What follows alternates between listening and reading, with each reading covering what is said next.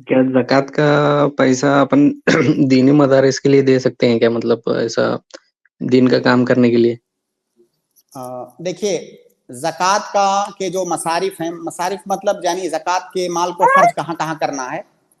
जी हम कुरान के अंदर अल्लाह ताला ने बहुत वाज़ेह तौर से उसको बता दिया है। 8 मसारिफ़ हैं ज़कात के। ये एक मुकम्मल मौजू है, मैं पूरे उसमें तफसील में नहीं जाऊँगा, जो सवाल आपका है उसी पॉइंट पर आऊँगा।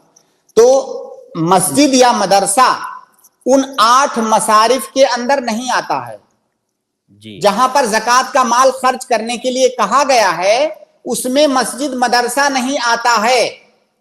हाँ, अगर कोई तालिबे इल्म है जो फकीर है, मिस्कीन है, तो फकीर मिस्कीन के ऊपर खर्च करना है ज़कात का माल।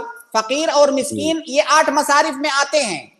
तो अगर कोई तालिबे इल्म है, मदरसे में पढ़ता है, वो फकीर और मिस्कीन है, तो उस तालिबे इल्म को दिया जा सकता है ज़कात का माल।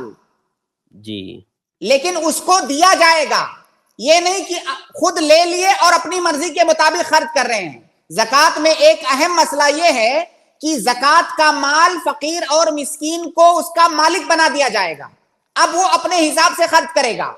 ये नहीं कि माल तो उसका है और मैं अपनी मर्जी के मुताबिक उसको खर्च कर रहा हूं, इतना आज दूंगा, ये खाना खिलाऊंगा, ये कपड़ा पहनाऊंगा। नहीं, ज़कात का माल आप मिस्कीन और फकीर को दे दीजिए। तमलीक जरूरी है।